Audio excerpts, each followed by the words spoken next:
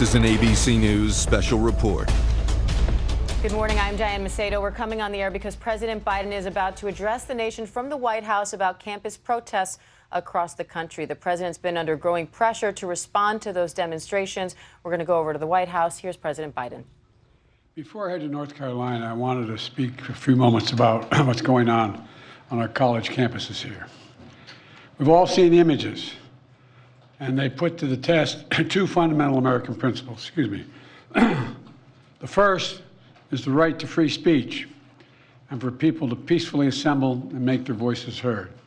The second is the rule of law. Both must be upheld. We are not an authoritarian nation where we silence people or squash dissent. The American people are heard. In fact, peaceful protest is in the best tradition of how Americans respond to consequential issues.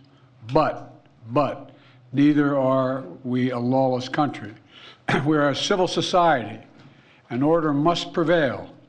Throughout our history, we've often faced moments like this because we are a big, diverse, free-thinking, and freedom-loving nation. In moments like this, there are always those who rush in to score political points. But this isn't a moment for politics. It's a moment for clarity. So let me be clear. Peaceful protest in America. Violent protest is not protected. Peaceful protest is. It's against the law when violence occurs. Destroying property is not a peaceful protest. It's against the law. Vandalism, trespassing, breaking windows, shutting down campuses, forcing the cancellation of classes and graduations. None of this is a peaceful protest. Threatening people, intimidating people, instilling fear in people is not a peaceful protest. It's against the law. Dissent is essential to democracy, but dissent must never lead to disorder or to denying the rights of others so students can finish the semester and their college education.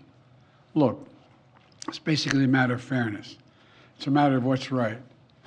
There's the right to protest, but not the right to cause chaos. People have the right to get an education, the right to get a degree, the right to walk across the campus safely without fear of being attacked. But let's be clear about this as well. There should be no place on any campus, no place in America for anti-Semitism or threats of violence against Jewish students. There is no place for hate speech or violence of any kind, whether it's anti-Semitism, Islamophobia, or discrimination against Arab Americans or Palestinian Americans. It's simply wrong. There's no place for racism in America. It's all wrong. It's un-American. I understand people have strong feelings and deep convictions. In America, we respect the right and protect the right for them to express that. But it doesn't mean anything goes. It needs to be done without violence, without destruction, without hate, and within the law. You know, make no mistake, as president, I will always defend free speech, and I will always be just as strong in standing up for the rule of law. That's my responsibility to you, the American people, and my obligation to the Constitution. Thank you very much. Mr. President, have the protests forced you to reconsider any of the policies with regard to the region? No. That's